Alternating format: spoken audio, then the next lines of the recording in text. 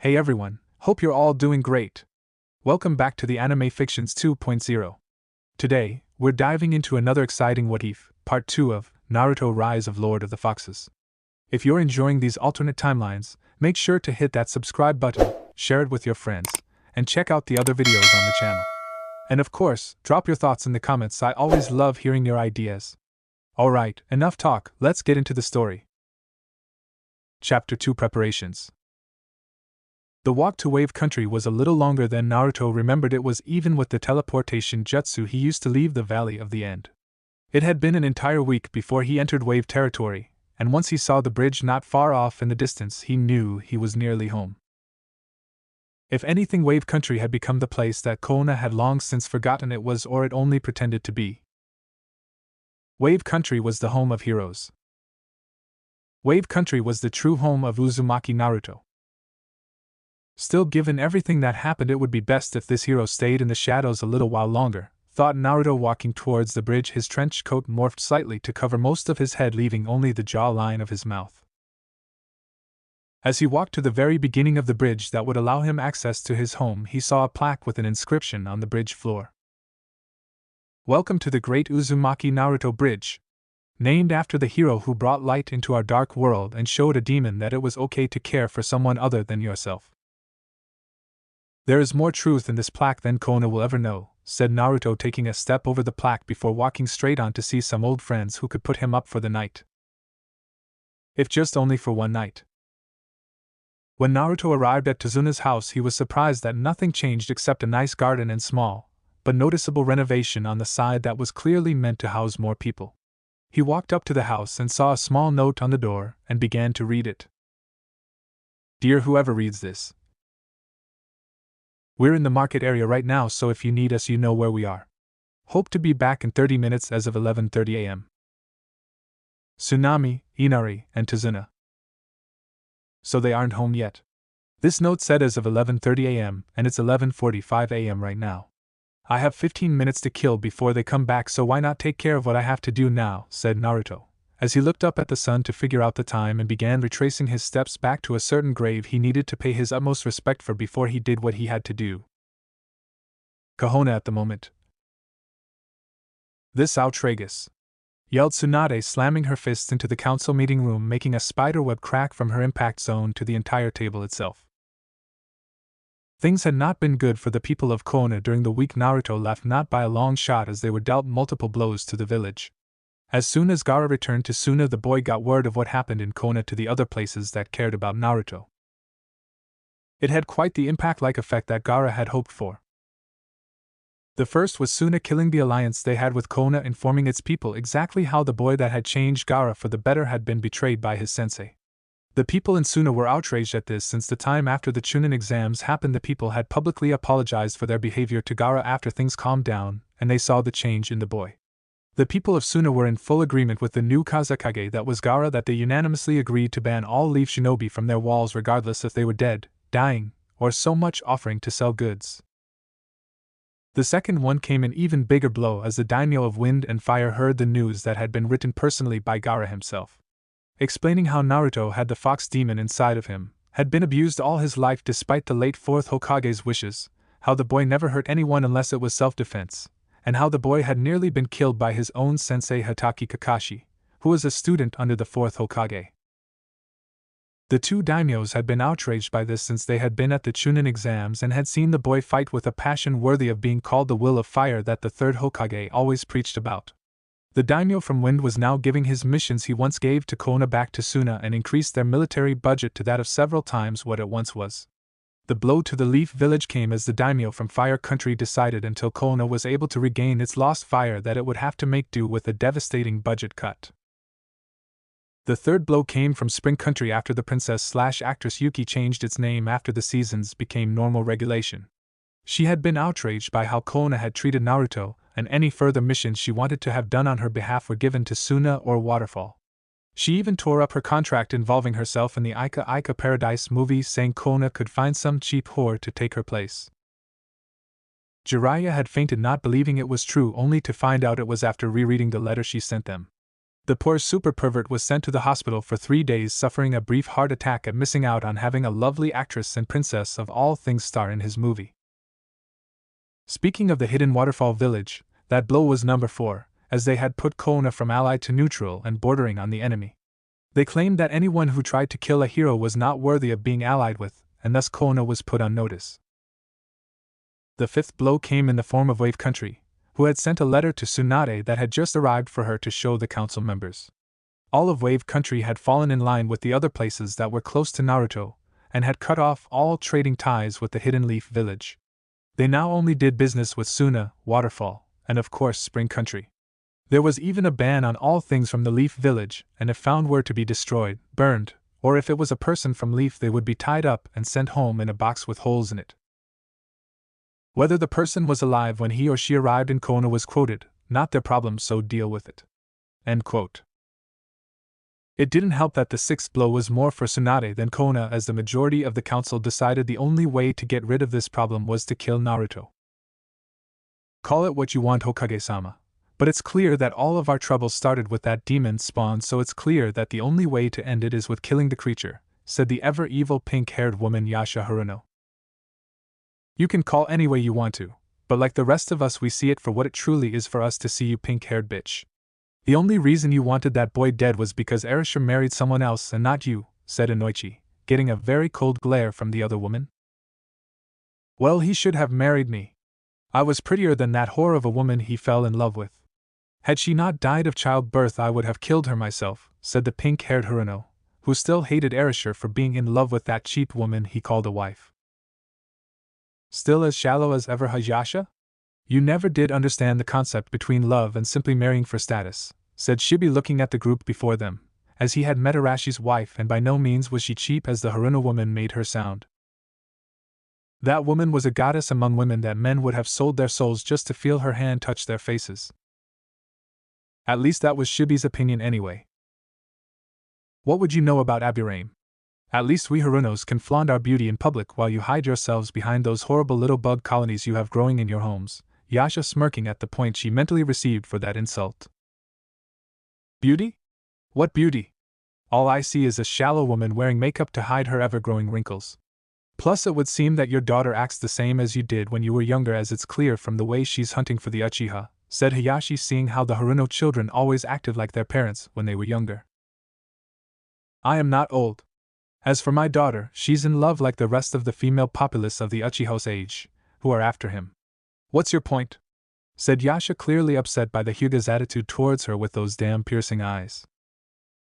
My point is, had you been Arashi's wife we wouldn't be talking about this right now, about Naruto being executed now, would we? Said Nara, as he had found that Naruto's involvement with his son had done wonders for the both of them. Like I would keep the demon child even if he was mine. I would have thrown him into the river to drown so he could be sent back to hell, said Yasha, smirking at the joy she felt at finally being able to speak clearly on the matter without the fear of the third S-class law, since the council majority had revoked, and the whole village now knew.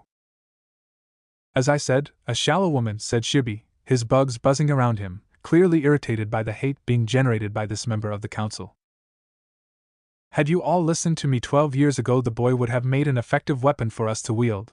But now, because of the third's mercy towards the demon, its power will be used against us, said Danzo, getting an agreement from Tsum and to a degree Yasha as well. That demon child beat my son up at the Chunin exams. I demand justice, said Tsum, wanting to tear the boy apart for beating her son and possibly be promoted to Chunin. You can't punish the boy for what happened at the preliminaries just because your son lost to him, said Tsunade finally, though after reading exactly what happened that was involved in Kiba's defeat she nearly wet herself from too much laughter and too much sake in the process. She had to admit Naruto had a clever imagination when it came to strategy in beating an opponent. I can punish him for being the demon that he is. He shouldn't have taken the Chunin exams, and the only reason he did was because Hataki-san wanted to help Uchiha Sasuke to qualify and reach the rank of Chunin, said Tsum in anger as her clawed hands dug into the table. This is why Konoha needs to have the demon killed before his influence from what has happened gets too out of control, said Hamura, with his former teammate Koharu in full agreement with this. I do not approve of such action, and as Hokage I forbid it, said Tsunade, glaring at the fools that would dare to even try and kill Naruto. Even if you don't approve of it, Tsunade, the majority of the council here outnumbers you in this decision, and the hunter ninjas have already been deployed, said Danzo, since Kakashi was as of now sitting in for the Uchiha clan, since even though the eye he possessed was not originally his own, still made him qualified to some degree. I still can't believe that even after learning the truth of Naruto's parentage you would still favor the Uchiha bastard Kakashi, said Tsunade, who was outright furious at the fact that the council gave the man a pardon for removing the demon from Konoha. Just because he was the fourth son doesn't mean he still is. Frankly, I owe Obito more than I ever did Erasure, said Kakashi calmly, thinking back to how his sensei told him that the Chidori was a poor substitute for the Rasengan, since the white-haired boy that he was back then couldn't master the attempt at it. You narrow-minded fool, said Tsunade, spitting in Kakashi's section of the council table. Enough. Hokage-sama, we have more pressing matters to attend to right now. Like the loyalty of the Uchiha and making him strong enough to kill his brother Itachi, said Danzo, knowing that such a thing was in need of handling. The Uchiha should be executed for his treason and his bloodline should die with him, said Tsunade, never liking the Uchihas for all their arrogance. You heard Kakashi was under a curse-sealed psychotic episode that was induced by Orochimaru. If we can show Sasuke our power is still stronger than what Orochimaru possesses, we can keep him on our side and away from the snake Sannin, said Hamura, knowing that the only way the boy would get stronger was by giving it to him. You mean stuffing him with so many jutsus that Kakashi knows he won't even think of leaving the village? You mean to pamper the Uchiha traitor while the real hero has been exiled and all but name, said Jiraiya, who was beside her, sickened by what he was hearing. Pamper is such a strong word, Jiraiya-sama.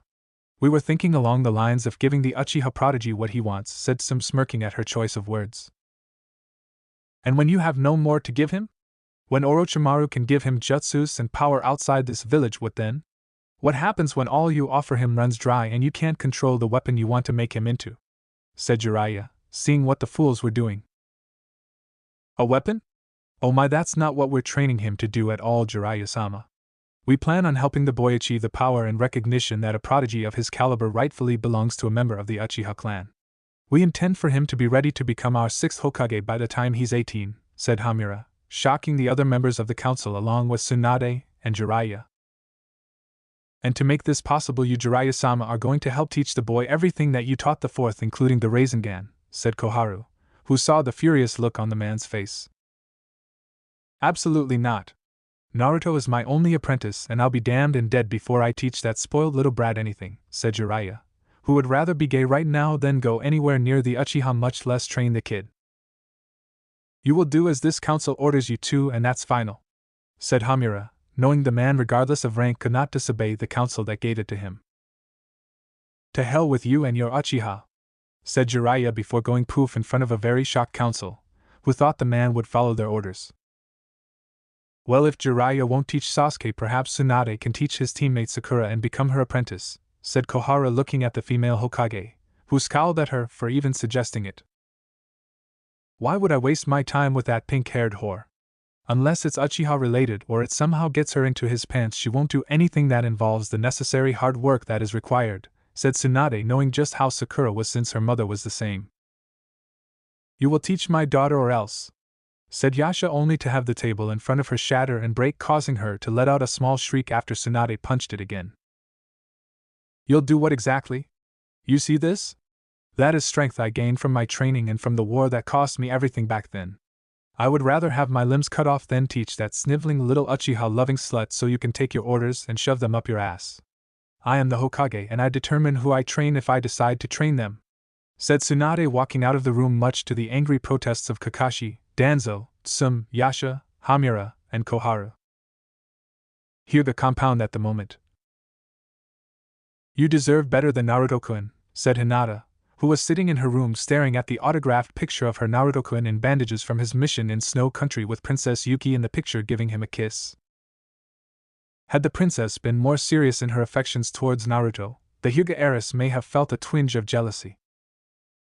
After her father came home that day after the demonic chakra from the nine-tailed fox left, he told her she could move freely, but only if she was with someone she knew and trusted.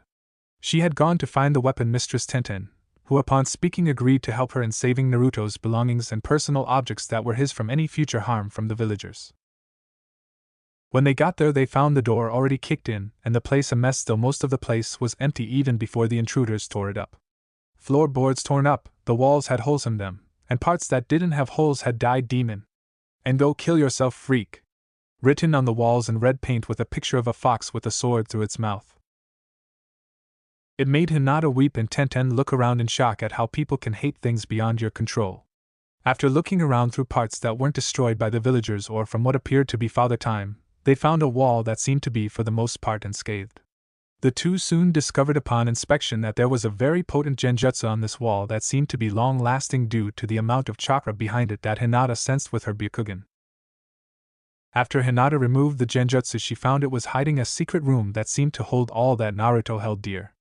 The door itself was nearly impregnable as there were so many sets of traps, counter-traps to the ones that failed, and several lock mechanisms that made Tenten break out her tool kit. It cost the weapon mistress half her lock-picking arsenal to get through all the locks while having Hinata use her Byakugan to get through the trickier parts of the wall's design. After the last lock was picked and the 50 pounds worth of steel chain had been removed, they opened the door and found all that belonged to Naruto that had value and was in this room. In it was the picture of him and Team 7 after passing the bell test, his green-colored goggles he wore before getting his ninja headband, the autographed picture given to him by Princess Yuki, and surprisingly a letter from Ibiki himself saying how proud he was of the boy for passing his section of the exam without answering a single question on the written portion of the exam. There was also a more disturbing bit of Naruto's life in here as well on the right side of the room, showing pictures of kids with their parents having fun. On the wall above the picture were several questions that shook Hinata to her soul. Why can't I be loved? Why can't I have a family? Where is my family? Am I a monster? To see the boy she loved and tried to impress, keeping all he held dear hidden away, nearly destroyed her inside. She knew that even with his defensive wall they had torn down, his belongings were no longer safe in this hell-hole of an apartment. After she and Tenten took everything, they showed it to her father, Jiraiya, Shizen, and Tsunade, who were just as shocked as the two girls first were. Hinata waited for the woman in her office once Naruto's stuff had been safely tucked and stored away from harm. Tsunade then summoned her old teacher Irika from the Ninja Academy, who was being asked questions by his current group of students about Naruto. Questions that made him sick to his stomach with the thought that the kids would hate Naruto, and he knew that even if he answered in a way that would stem the hate, if only for a short while, it would just be torn aside by the other teachers and kids' parents that hated Naruto more than ever. Apparently the scarred teacher's only sense of relief was that of the Konohamaru Corps. Had stayed loyal to Naruto like he had even after all that happened. Tsunade ordered Irika to launch a full yet secret investigation into Naruto's education at the academy to find out how the boy knew so much yet showed so little during that time. While either Hinata nor Tenten found out what Irika had found in his investigation, it was never discussed with the girls later on. When asked about it by either person, the two who knew the truth let out a great deal of killer intent that was directed at an unseen foe that neither girl could imagine. I have to visit Niji Naisen with Tenten-chan soon, so I should probably go now. I do not know where you are, but don't worry, Naruto-kun, I'm here waiting for you, thought a slightly blushing Hinata before she kissed the picture of her love before stowing it away from any and all seeing eyes that may be watching. Wave Country, the grave of Momochi Zabuza and Haku. Naruto stood there looking at the markers that represented the grave of the two people that inspired him the most in his short life. He couldn't help but found it ironic that it had been someone who had the title of demon that had done this, much less help them in the end to complete the mission. Before Naruto was the sword of Momochi Zabuza with the blade half buried and slowly rusting in the earth, along with the shattered mask of the boy who followed him. A boy who simply went by the name of Haku, though Naruto imagined that he would have taken on Zabuza's last name if he wanted to. It was then that Zangetsu appeared behind Naruto and put his hand on the boy's shoulder in a comforting jest and to let him know he was there. It's not easy seeing such warriors dying the way they did, said Zangetsu, who got a nod from Naruto looking at the two markers. The blade looks rusted from being in the earth for what seems like only a short time, said Naruto, seeing the rust slowly eating away at the craftsmanship of the sword. Many things do seem like a short time if you constantly remember them to keep a part of you alive, Naruto. What part of this place did you try to keep alive when you tried to honor them? Said Zangetsu, curious at the boy's response. Everything, really. Zabuza was fighting for a dream similar to mine, only he wanted to take over Mist so he could become the new Kage. Haku's was to protect the one precious to him, who turned out to be Zabuza. How can you not want to keep their spirits alive given who they were and what they believed in? Said Naruto, looking back at Zangetsu, who nodded, fully agreeing with Naruto on the matter. Naruto, look at the hilt of Zabuza's sword. Can you hear it? Can you hear it calling to you like it did a second ago? Said Zangetsu, seeing Naruto turn around as if he heard it. Pick me up, boy. Pick me up now, said a powerful voice echoing in the wind. Yeah. I think I did. But I can't take Zabuza's sword. It's not mine to take, said Naruto, wondering why the sword of its late master would call to him of all people. Only the blade belonged to Zabuza, not the hilt, Naruto. Trust me when I tell you to break the blade off at the hilt, said Zangetsu, watching with slight anticipation. Are you really sure? I don't want to disrespect the dead, said Naruto hesitantly, despite the calling the hilt of the sword was making.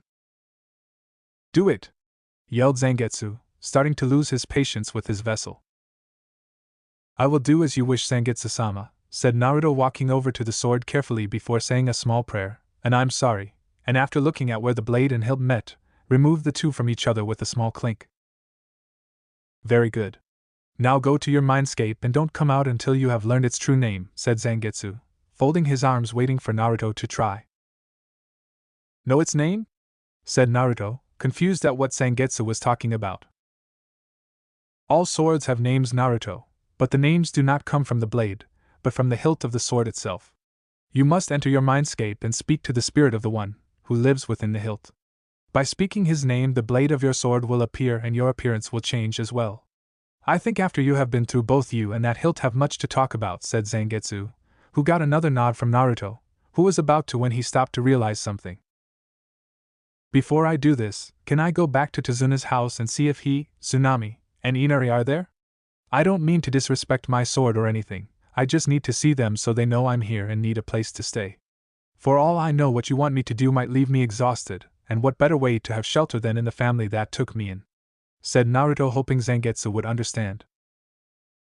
Perhaps. With Kona sending hunter ninja everywhere, you will be a sitting duck if you stay in your mindscape for too long. Go back to Tazuna's house and see if you can stay the night, then head into the village and ask for a mask to be made to help disguise you for later travel, said Zangetsu, knowing that the 15 minutes were more than up as the sun was now high into the air. Time sure did fly when having fun on an educational level. Konoha Hospital. Hyuga Niji sat in his hospital room resting as the morphine drip in his arm numbed the constant pain he should be feeling at the moment after his near-fatal encounter with that Sound 4 member. When his strength gave out at the end of the fight, all Niji could do was thank Naruto for helping him choose his own destiny. His choice was to let the much stronger ninja win or fight to the end and have a chance at living to see another day. The fact that he was in the hospital right now and alive meant that he had in fact made the right choice. Thank you, Naruto.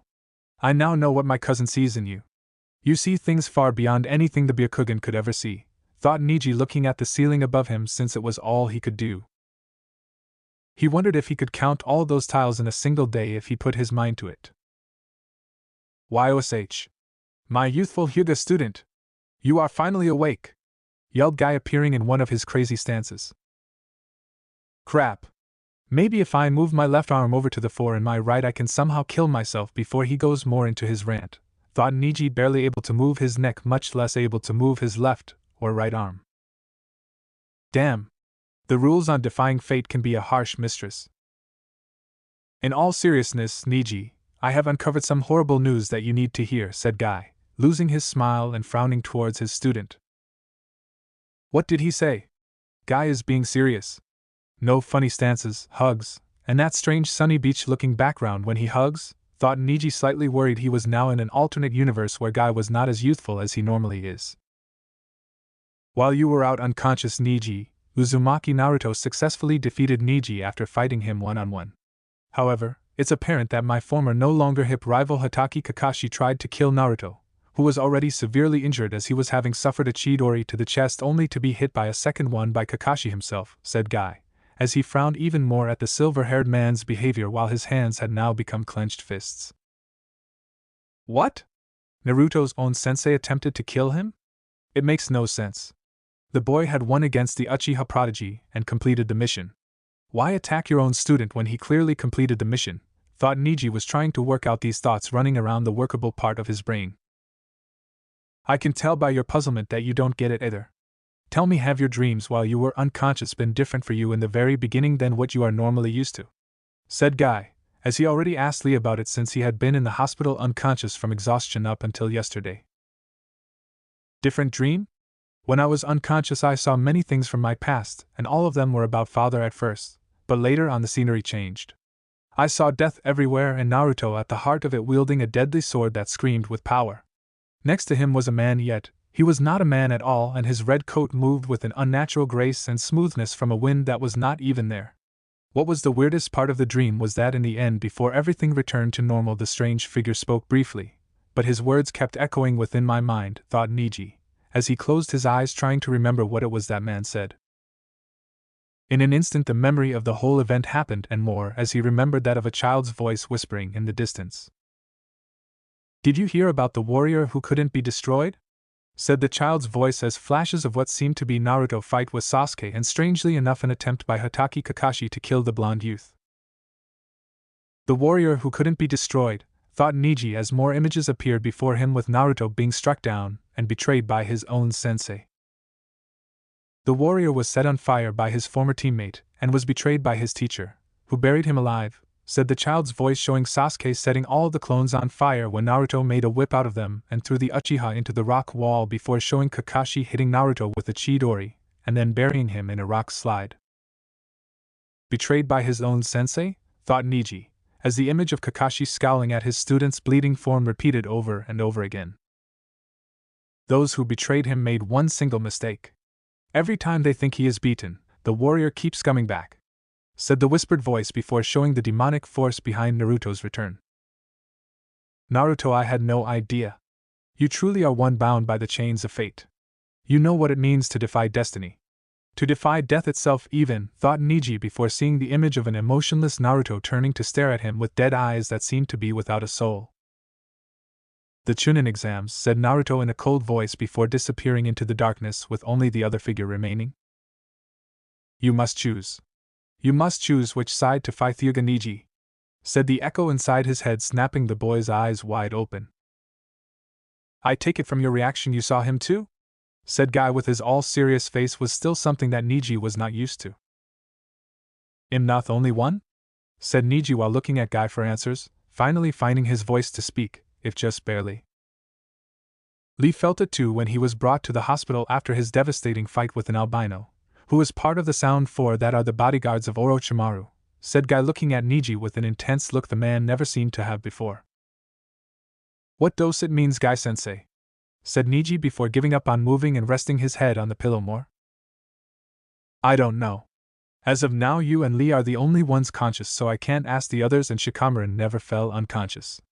Until we talk to the others about what their dreams were like, we have to keep this dream away from the council.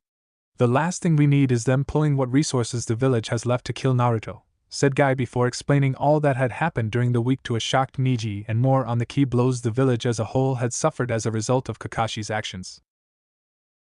Wave Country, Tazuna's house. Tazuna was a man who was old, was constantly drinking and a drunk when doing so, and he always used the word super a lot. However, the man, no matter how drunk, would never turn down the boy that saved their home from destruction at the hands of Gato. Demon vessels or not, a hero was always a hero, and Naruto to them was a hero. That was the warm welcome Naruto received when he arrived at Tazuna's house when he walked up the steps and knocked 3 times on their door. I can't believe that our superhero has come back just like he promised he would, said Tazuna, who broke out a bottle for him and Naruto, but mostly for him to drink. I'm still underage, mind you, Tazuna-san, said Naruto rather than calling him a name like smelly drunk or super old drunk just for kicks. Whoa! Did you just call me Tazuna-san? Man, this must be really important for you to speak formally when coming all the way here first, Naruto. With Kona hating you and your own sensei trying to kill you and all, well, we think it's just plain cruel, said Tazuna, shocking Naruto slightly at the fact that they knew just about everything he was going to tell them. Word traveled fast. Thank you, Tazuna-san. I have a favor to ask though, if you don't mind? Said Naruto, bowing his head out of respect to Tazuna. Inari, and Tsunami. "Aren't you a bit young to marry my daughter?" said Tazuna, grinning, getting all three of them into a face plant. Tsunami blushed as she hit her father over the head with her frying pan several times for asking such a stupid question.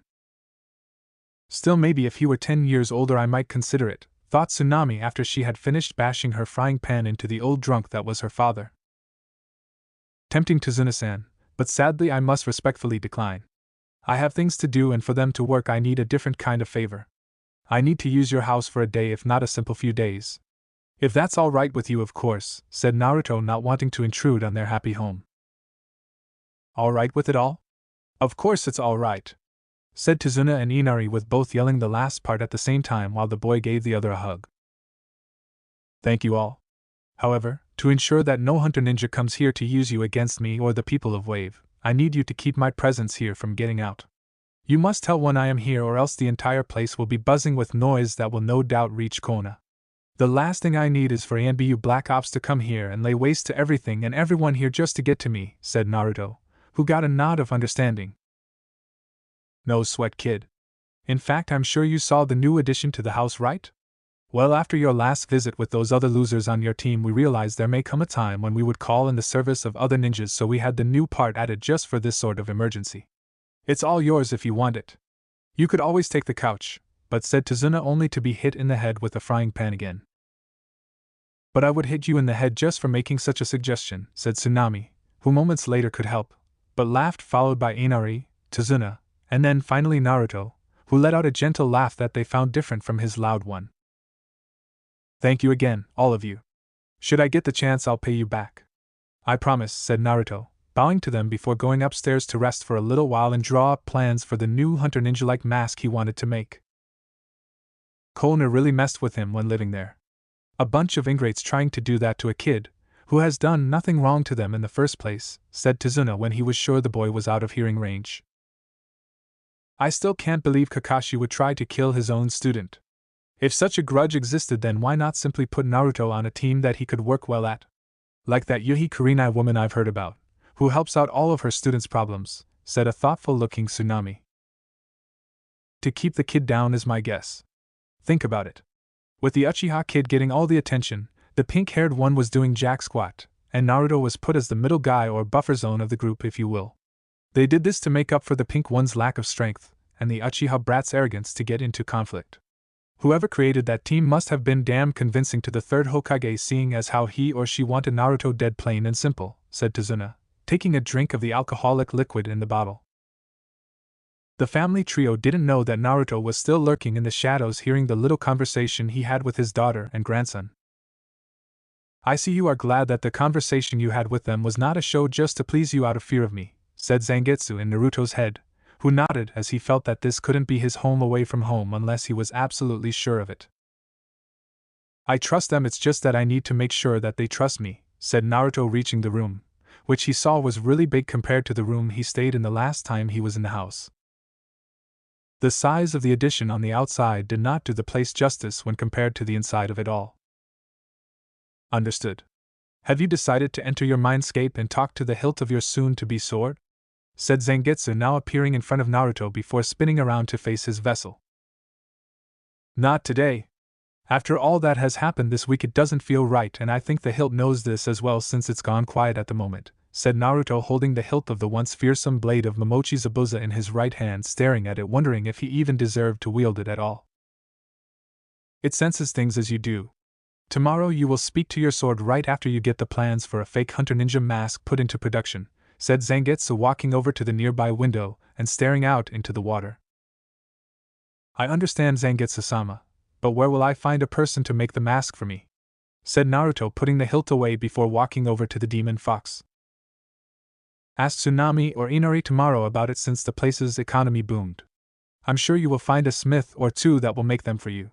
So long as you are discreet and have the necessary finances to do so," said Zangetsu, revealing a bag of money he had secretly stolen from the super pervert at the Valley of the End.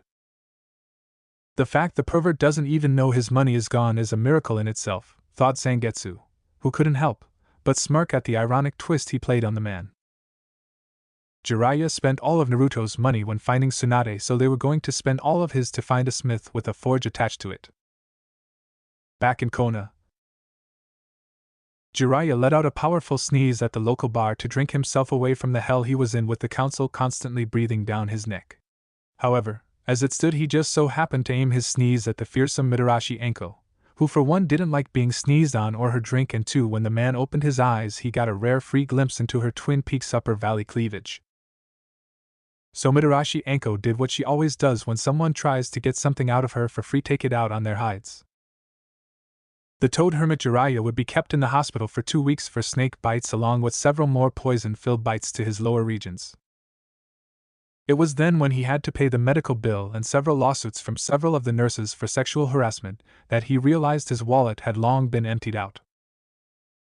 Back in Wave.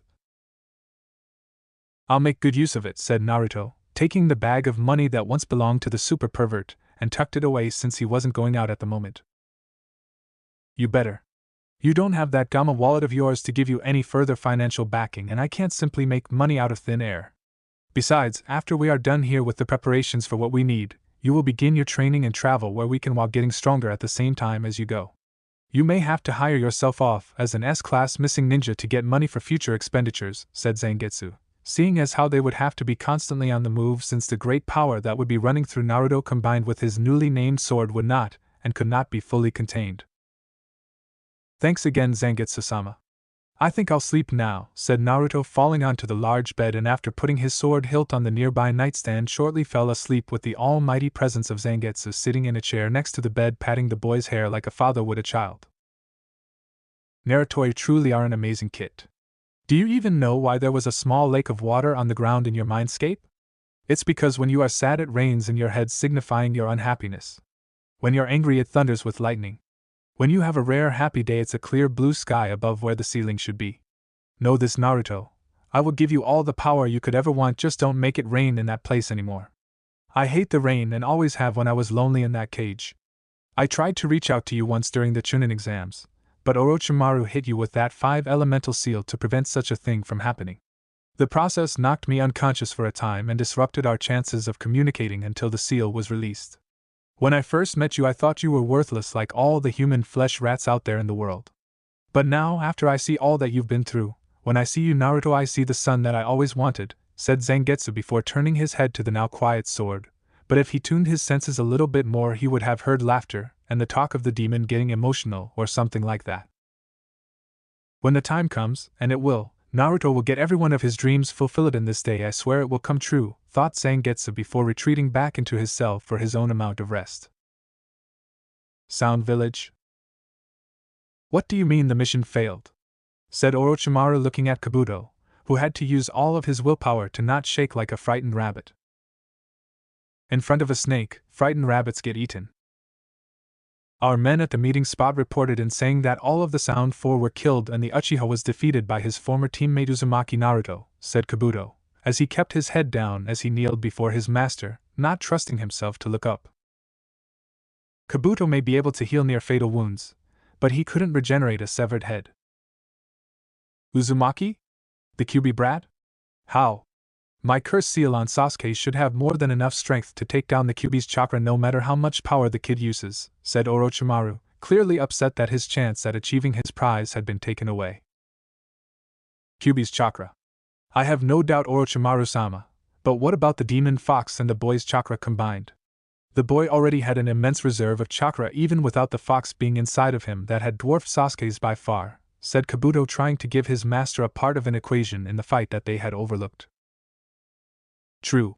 It is possible that during the fight the vessel and the fox acted as one, giving them more than enough power to defeat Sasuke-kun.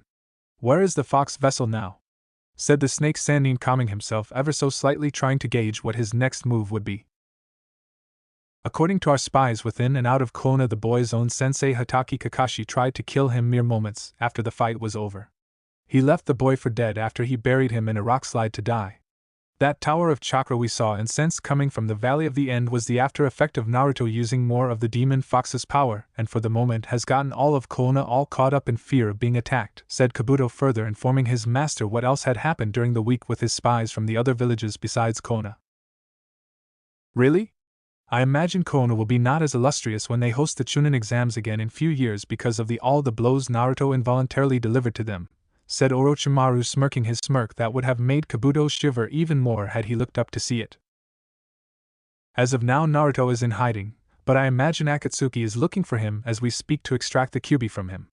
Now that he has no one to protect him, they will see him as an open target, and will not miss this chance to bring him to that place, said Kabuto, who thought he heard the Sannin shiver at the thought of that structure being around him, but it could have been his imagination. I hate that thing. Still, we cannot get involved in the Akatsuki's affairs in regards to the boy no matter what. If anything, the boy may prove useful in weakening the organization to launch our own attack on them down the road. For now we have other pressing matters to attend to in our own village, in rebuilding our forces from the failed invasion and in finding potential replacements of the Sound Four, said Orochimaru, since the village was still new and needed to refill his ranks with strong shinobi. I'll start looking at potential candidates right away, Orochimaru-sama, but what about the possible retrieval of Uchiha Sasuke? Said Kabuto, as he proceeded to rise to his feet. Leave him alone for now, since I don't need his body for a while. If anything, the leaf will spoil the child silly with jutsus and techniques to keep him happy. When the time is right, we will flaunt our power to make him come to our side, and then after I teach him everything I know, I'll take his body, giving me exactly what I need to be the ultimate shinobi that not even Uchiha Itachi will be able to defeat. So I take it we will have to wait until the next Chunin exams then? Said Kabuto, since it was the only time that was perfect when they could actually strike. Yes. Still, in case such an event that the mission to retrieve the Uchiha fails, I want you to find me another body to enter as a backup plan. The last thing I need is for my minions to fail me again, and I don't have a body to enter when this one fails me, said Orochimaru, since that would have been the case had he not found one suitable for him at the moment. As I said, I will begin right away looking at possible candidates, Orochimaru-sama, said Kabuto, walking away from his master to do his job set out by his master to do. Wave Country. Next day, Naruto awoke fully focused on what he wanted to do for this day as he got up from his bed, stretching his limbs out until he heard a popping sound in all the necessary places. Time to shower, get something to eat, and then get to work, thought Naruto before setting out to do his necessary things for the day. As the boy took his shower, Zangetsu waited just behind the closed door, deep in thought about the enemies that the boy would need to kill and who to kill first. Naruto could go after the Sound Village first, but they are not on good terms with this Akatsuki organization that is after me and my kind. If I have Naruto go after the Akatsuki, it will cause problems with Sound and Leaf, who will fear Naruto's power and possibly form some kind of alliance to get rid of Naruto. Assuming, of course, that the council in its infinite wisdom decides to take away all of the Hokage's power for their own personal gains and needs. Maybe rather than go right for his enemies, Naruto should make some new allies he can count on in the future should he need them, thought Zangetsu, as he already had allies, but some more couldn't hurt. Especially if they were allies who could be helpful in a fight. Naruto exited the room wearing a towel around his waist with soaking wet hair that at an angle made Zangetsu think of the fourth Hokage. Thanks for waiting outside, it would seem kind of weird if you were in there with me, said Naruto, seeing Zangetsu give him a brief nod to his vessel. I was thinking after we are done in Wave Country we head to water and to the Hidden Mist Village to help fix the instability that is still there, said Zangetsu, knowing that a swordsman could find refuge in such a place that loved to use them. Naruto nodded as he summoned his clothing to his body that resembled the demon fox that was now his sensei. I should probably face as many of them as possible and make a name for myself so people will hire me later on. Once I get a reputation as a badass hero in Mist, other elemental countries and hidden villages will want to hire or have me join them. I need this to happen within a span of 3 years, Zangetsu-sama, said Naruto before taking a second towel he had with him and drying his hair with it. Why 3 years? Said Zangetsu, slightly curious as to why Naruto would set such a short deadline to do such a thing. Because in those 3 years the Chunin exams will start again in Konoha, and I want to be there when everyone else that matters is present for the event. I want them to see just what I have become in their absence, and what a powerful force I have become in the world, said Naruto, looking at Zangetsu with a face of pure seriousness, meaning it was 3 years or no time at all, while picking up his sword hilt. 3 years it is then. Now go downstairs and get something to eat, while I wait outside on the roof. We have a very busy schedule ahead of us, and you need to know your sword's name, said Zangetsu, who got a brief nod from Naruto before the boy headed down the flight of stairs. After Naruto came down, he was greeted by the family he had come to call his own, and he told them that he would be gone for most of the day along with several more for sword training. At first, they were a little depressed, but when they were informed of Akatsuki and how they wanted to capture him for Zangetsu's power, they understood that when you are a 12-year-old boy being hunted by notorious S-class missing ninja, you had to get strong fast. After eating a good breakfast, Naruto thanked Tsunami before heading out to find the necessary shop he was looking for with Zangetsu right behind him. Fortunately, for Naruto it was starting to rain, so that meant he could alter his trench coat to have a hood like when he entered Wave via the bridge. Zangetsu strangely enough didn't follow suit, though Naruto suspected it was a fox thing since they were more attuned to nature than man was. After walking around the market for 30 minutes, the two had finally found what they were looking for from the intense smell of metal and ash from inside the shop that generated it. "Greetings, potential customer, how may I help you this day?" said the smith, hearing the bell on top of the bell ring as Naruto and Zangetsu entered. "I'm looking for an expert smith. I assume from the smoke and the smell of ash on your body you are one?" said Naruto, wanting to get to the heart of the matter. "Yes, sir. I run this place and am also a master of the forge. Anything you want me to make, from weapons to masks, and I can make it.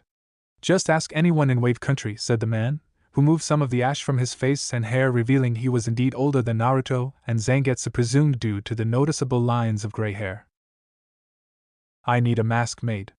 Not just any simple mask, but one made from the material hunter ninjas wear when they have to hunt for missing ninja," said Naruto, getting the man's undivided yet curious attention.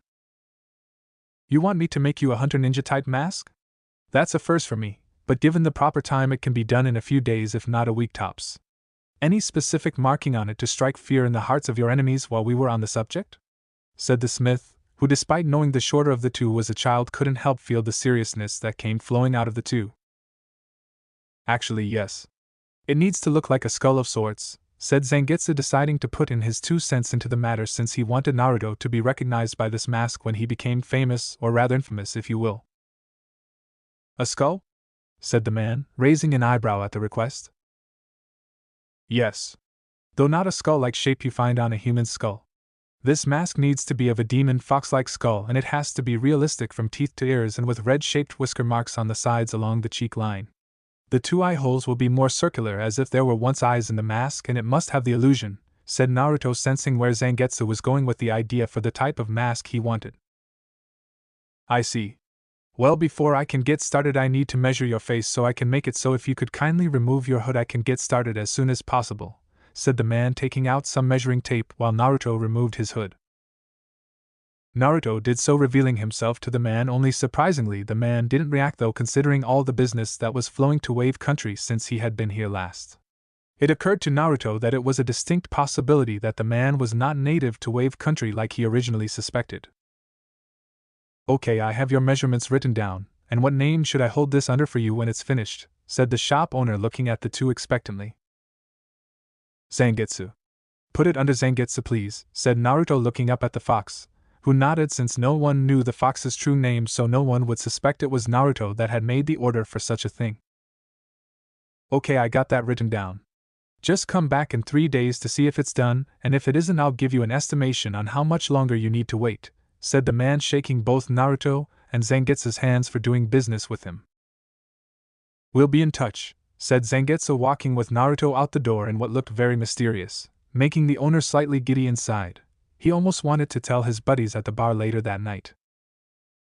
At an undisclosed location. "So the Kyuubi brat's on his own now, huh?" said Kisame, who stood next to Itachi and the other 9 members of Akatsuki. It would appear so, Kisame. He was apparently betrayed by his sensei Hatake Kakashi, and is no longer under the protection of anyone connected to the Leaf. According to our spies within the Leaf, he was not as dead as his former sensei thought, commanded the Kyuubi's power with near mastery of it. He apparently killed an entire squad of ANBU and was able to knock away the Toad Hermit Jiraiya with a wave of its power, said the leader of the group, getting the attention of everyone. It seems Naruto has finally decided to embrace his hatred, thought Itachi, knowing that the boy, no matter how hard he tried to be nice, couldn't hold back the hatred he felt in his heart forever. "What are you thinking in that head of yours, Itachi? I smell your brain burning," said a slightly humorous Kisame, only to be silenced by a hard elbow to the ribs by his partner. "Itachi! Kisame! You two will find Naruto as you were supposed to and bring him before the rest of us so we can hold him until it's time to extract the Kyuubi's power from him, said the leader, getting a nod from the said people, who then disappeared into the shadows. What if the boy has more power than was originally thought? What if he kills Itachi and Kisame? There aren't many ninjas that are at the level of power, said Sasori, knowing that trying to replace any member of Akatsuki was difficult depending on the previous member's strength in the organization. Don't worry, Sasori, they will succeed. If they don't, then they will die, said the leader, making the others shiver as losing was not tolerated in Akatsuki. Wave Country, a wooded area. Are you ready? Said Zangetsu, looking at his vessel as the boy stood about 10 feet away holding the hilt of the sword in his hand. Yes, Zangetsu-sama, said Naruto, knowing this couldn't be put off any longer. They had left the market district with ease and headed to an area not far from Tazuna's house, so should Naruto ever become exhausted or unconscious due to this happening, Zangetsu could get him to the residential area to recover in moments. Then go, said Zangetsu, watching his vessel close his eyes to head to his mindscape to find the spirit of this sword to speak its true name. Naruto's mindscape. Naruto had changed the decorum within his mind within the week he traveled to Wave Country after Zangetsu said it was too depressing. Naruto didn't disagree with the demon fox and changed it so it would be a large plain covered in grass with a round hill with a table and 2 chairs seated on opposite sides of the other. Now should Naruto decide to enter his mind to have a conversation whether simple or complex with his demon sensei, they could do it in a dignified fashion with a cup of herbal tea on the side. Right now, though, it looked like the place was a battlefield with body after bloody bodies scattered all over the place with some of the dead not even looking human. It was then that Zangetsu told him about this when they were away from the public eyes and ears. Flashback 1 hour ago. Normally when you enter your mindscape everything is as you left it unless something emotional happens or you voluntarily decide to change it. However, when it comes to knowing your sword's true name things are different as you have to share your mindscape with the sword to connect with the spirit inside, said Zangetsu, explaining how things in the mindscape would be. So basically it's like having 2 minds sharing the same body like it is with you and me, only you will be outside for this, so leaving us alone for me to handle this by myself, said Naruto, getting a nod from Zangetsu, who was more than pleased that the boy caught on. Correct. In this moment the 2 of you share your mindscape as if you were I. But unlike before, you will see that it is altered to match the persona of the sword itself, since you are technically the guest entering the mind to speak to him, not the host. Depending on the spirit's nature, you will find the place as peaceful as the heavens or as cruel as the blackest part of the 9th circle of hell, said Zangetsu warningly at the end, knowing that each spirit within the hilt of a sword when in the hands of its wielder were all different. Knowing my luck, it will be the latter of the 2. Still, if I get the latter of the 2, what most people would call hell, I am going to call home, said Naruto, smiling while having every intention of taming the sword. After all, when you have nothing to lose you have no reason to hold back. Flashback ends.